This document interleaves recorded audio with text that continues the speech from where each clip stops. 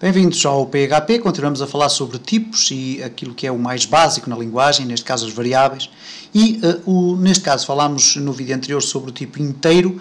Vamos falar aqui neste vídeo muito rapidamente sobre aquilo que são os valores de números de ponto flutuante, que são mais conhecidos também como floats, doubles ou números reais, e podem ser especificados da seguinte forma: eu posso chegar aqui e simplesmente fazer isto, por exemplo, 10 ou 3.14, que é o valor de π, ok?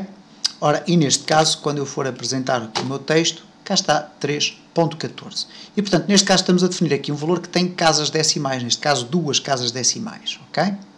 Ele pode ser ainda definido de outras formas, não vamos estar aqui a explorar essas formas, uma vez que tem a ver com valores hexadecimais e por aí fora. Portanto, estamos numa fase muito simples e muito básica e, portanto, esta é a forma de nós definirmos valores com casas decimais. É evidente que eu agora posso, por exemplo, fazer o seguinte: vamos aqui fazer um pequeno exercício. A variável π é igual a 3.14, ter aqui outra variável chamada valor igual a 100, e posso agora multiplicar aqui estas duas variáveis. Neste caso, eco vai ser igual a valor vezes π. Ok? Não reparem neste sinal, uma vez que é o sinal utilizado para fazer as multiplicações. Vamos ver o que é que vai acontecer.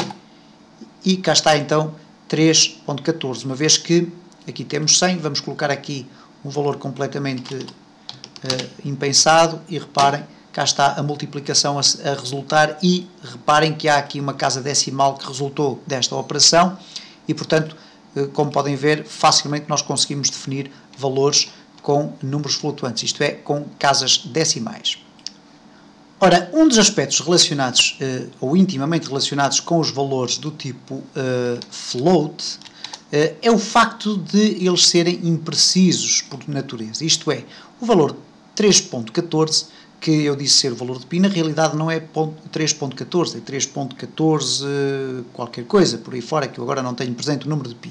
No entanto, poderíamos estar a falar aqui de outro valor qualquer. Por exemplo, eu vou colocar aqui valor e depois definir aqui, por exemplo,